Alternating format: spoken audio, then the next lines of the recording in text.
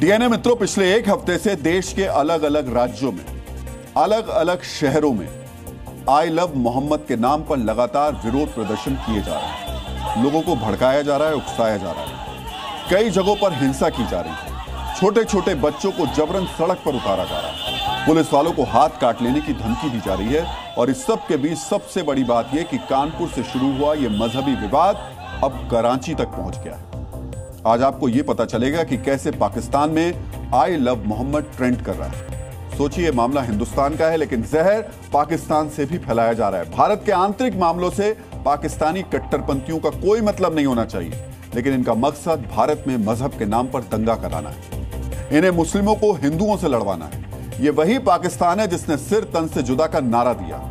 इन्हें हिंदुस्तान में रहने वाले कट्टरपंथियों के इस खतरनाक अभियान में अवसर दिखाई दे रहा है, इसलिए ये भड़काने की कोशिशें कर रहे हैं।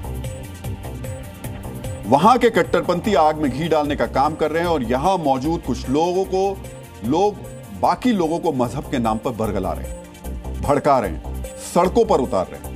पाकिस्तान के कट्टरपंथी सीने पर चढ़कर आई लव मोहम्मद के नारे लगाने की धमकी दे रहे हैं। और हमारे देश का एक तबका ऐसा है जो कहता है आई लव मोहम्मद का पोस्टर हटाया तो हाथ काट लेंगे। गौर करने वाली बात यह है कि वो ये धमकी यूपी पुलिस के जवानों को दे रहा है।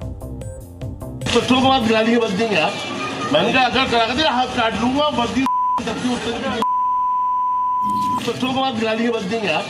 मैंने कहा अगर करा के हाथ काट लूंगा, धमकी देने वाले शख्स का नाम नफीस खान है। यह बरेली का रहने वाला है और मौलाना तौकीर रजा की पार्टी से जुड़ा हुआ है। इसने भीड़ के सामने इंस्पेक्टर सुभाष कुमार को वर्दी उतरवाने और हाथ काटने की धमकी दी और उसके बाद भद्दी भद्दी गालियां दी। वर्दी में मौजूद पुलिसकर्मी को धमकाने का यह वीडियो वायरल होने के बाद नफीस खान के खिलाफ केस दर्ज कर लिया गया। लेकिन आप इस घटना से अंदाजा लगा सकते हैं कि कैसे एक मुद्दे को हवा देकर हिंसा फैलाने की साजिश रची जा रही है। यूपी के कई शहरों में धन के तथाकथित ठेकेदारों ने आम लोगों को भड़काने का ठेका ले लिया। यह काम बेहद संगठित और शातिर तरीके से हो रहा है। शांति का संदेश देने वाले पैगंबर मोहम्मद साहब के नाम पर हिंसा फैलाने की कोशिश की जा रही है। आज हम आपको इस प्रदर्शन के नाम पर फैलाई जा रही अराजकता की एक एक तस्वीर दिखा रहे हैं। लोगों को भड़काने का काम मुरादाबाद में भी हुआ। यहां के डिलारी थाना क्षेत्र में रविवार रात एक आई लव मोहम्मद के बैनर तले सैकड़ों की भीड़ सड़कों पर उतरी। इसमें छोटे छोटे बच्चे भी शामिल थे। सड़कों पर उतरने से पहले इन लोगों ने पुलिस से अनुमति नहीं ली थी। इस जुलूस के दौरान जमकर जहर उगला गया, बस चेहरा बदल गया। बरेली में जहां नफीस ने नफरती बातें की, वहीं मुरादाबाद में यह काम नसीम ने किया। हम घर से कब निकलेंगे? हमारी टोपियां छीन ली जाएंगी। कब निकलेंगे? जब हमारे चेहरों से दाढ़ियां उतार ली जाएंगी। कब निकलेंगे? जब हमारे जिस्म से लिबास उतार लिया जाएगा। डीएनए मित्रों, इस देश में किसी पर भी पैगंबर मोहम्मद साहब के प्रति अपना प्यार जताने पर कोई रोक नहीं है। हम लगातार ये बात कह रहे हैं। इस्लाम को मानने वाले लोग सदियों से अपना ये प्यार जताते रहे हैं और जताते रहेंगे। कानपुर पुलिस की तरफ से बार बार कहा जा चुका है कि उसने एफआईआर आई लव मोहम्मद लिखने की वजह से दर्ज नहीं की, बल्कि परंपरागत स्थान से हटकर टेंट लगाने और जुलूस के दौरान एक पक्ष की ओर से दूसरे पक्ष के पोस्टर फाड़ने को लेकर दर्ज की थी। उस एफआईआर का पैगंबर मोहम्मद साहब के प्रति प्यार जताने से कोई वास्ता नहीं है। लेकिन कुछ लोगों ने सोच समझकर इस विवाद को अब कानपुर से कराची तक पहुंचा दिया। उन्हें ऐसा लगता है कि इस विवाद को भड़काने से उनका मकसद पूरा हो जाएगा। इस बात की पूरी संभावना है कि जानबूझकर पुलिस की सफाई को अनसुना किया जा रहा है, क्योंकि अगर सच्चाई सामने आ गई तो फिर प्रदर्शन के पीछे जो मास्टरमाइंड है उनका एजेंडा कैसे चलेगा। डीएनए मित्रों, शहर शहर चल रहे इस धार्मिक शक्ति प्रदर्शन का एक पैटर्न भी है। एक तरफ जहां भड़काऊ नारेबाजी की जाती है, वहीं कई जगह बच्चों को भी जुलूस में शामिल किया जाता है। यूपी के बागपत में भी देर रात जुलूस के दौरान बड़ी संख्या में बच्चों को शामिल किया गया। यहां भी बिना पुलिस की इजाजत के प्रदर्शन किया गया। पुलिस ने जब उन्हें रोका तो काफी नोकझोंक की। भड़काऊ गैंग की एंट्री भोले की नगरी वाराणसी में भी हुई। यहां छोटी छोटी बच्चियों का सहारा लेकर लोगों को भड़काने की साजिश रची जा रही है। यहां भी रैली निकालने से पहले पुलिस की अनुमति नहीं ली गई। शहर के सामाजिक सौहार्द को बनाए रखने के लिए अब पुलिस ने इस मामले में केस दर्ज किया। कोई भी अनुमति प्रशासन के द्वारा संबंधित व्यक्तियों के द्वारा नहीं ली गई थी इसमें कड़ी धाराओं में FIR दर्ज हुई है और पुनः सभी लोगों को सचेत किया गया है कि बिना प्रशासन की अनुमति के कोई भी नई परंपरा या कोई नया जुलूस नहीं निकाला जाएगा। डीएनए मित्रों, एक तरफ जहां धार्मिक भावनाएं आहत होने के नाम पर अलग अलग राज्यों में प्रदर्शन किए जा रहे हैं, वहीं दूसरी तरफ इन प्रदर्शनों के दौरान दूसरों की धार्मिक भावना आहत होने का ख्याल रखा नहीं जा रहा है। हम आपको दिखा चुके हैं कि किस तरह प्रदर्शन के नाम पर सिर तन से जुदा के नारे लगाए गए, पुलिस वालों पर हमला किया गया और उनका हाथ काटने की धमकी दी गई। लेकिन प्रयागराज में तो धार्मिक रूप से हिंदुओं को भड़काया गया। प्रयागराज के झूसी इलाके में सैकड़ों वर्ष पुराने पवित्र कल्प वृक्ष पर आई लव मोहम्मद का पोस्टर लगा दिया गया। इस पेड़ को हिंदू आस्था का प्रतीक माना जाता है। माघ और महाकुंभ मेले के दौरान यहां हजारों की संख्या में हिंदू श्रद्धालु पूजा अर्चना के लिए पहुंचते हैं, लेकिन भड़काऊ गैंग ने यहां सांप्रदायिक माहौल खराब करने के मकसद से हिंदुओं के पवित्र कल्प वृक्ष पर पोस्टर लगा दिया। इससे यहां के तीर्थ पुरोहित अब नाराज हैं। इस तरीके की पोस्ट जो है ना लगाए, ये धार्मिक है और हिंदू के धर्म से जुड़ी हुई है। अगर आज ये ऐसा करते हैं तो फिर आने वाले समय में हिंदू लोग भी करेंगे, तो इससे क्या होगा कि जो है विवाद होगा, धार्मिक मतलब धार्मिक दिक्कतें होंगी।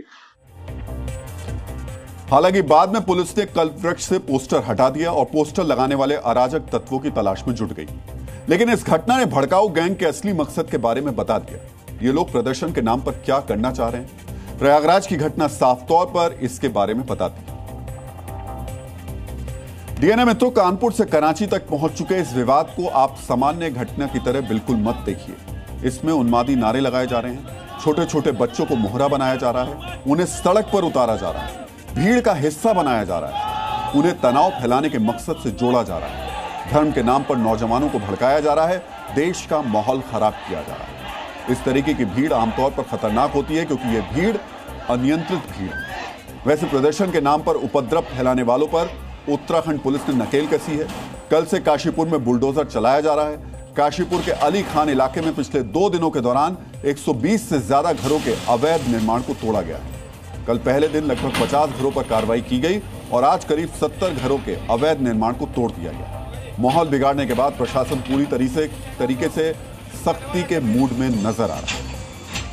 यह वही काशीपुर है जहां रविवार देर रात बिना अनुमति के आई लव मोहम्मद जुलूस निकालने के दौरान रोके जाने पर उपद्रवियों ने पुलिस पर लाठी डंडों से हमला कर दिया। पुलिस कर्मियों को दौड़ा दौड़ाकर पीटा गया, उनसे गाली गलौज की गई और सरकारी संपत्ति को नुकसान पहुंचाया गया।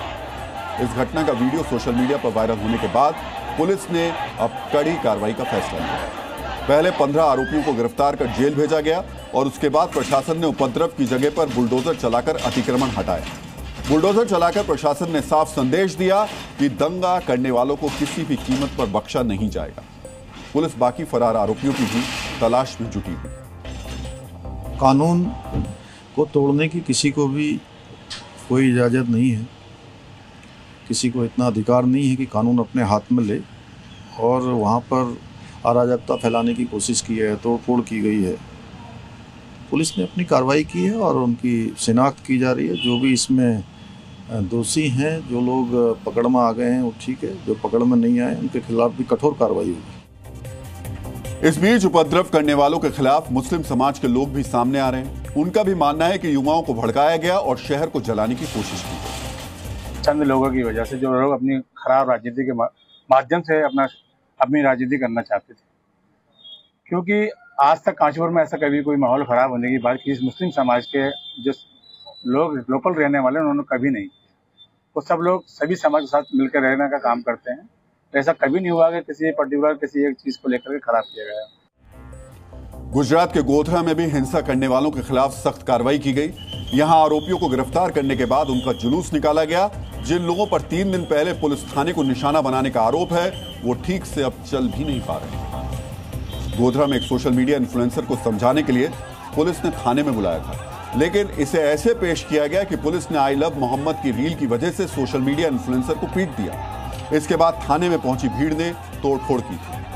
डीएनए मित्रों, जिस तरह से इस विवाद को लेकर शहर शहर विरोध प्रदर्शन हो रहे हैं, लोग पुलिस की सफाई समझे बिना सड़कों पर उतर रहे हैं, पाकिस्तान तक जैसे विवाद पहुंच चुका है, उसे देखते हुए लगता है कि कुछ कट्टरपंथियों की गजवाए हिंद की उम्मीदें अब और बढ़ गई हैं।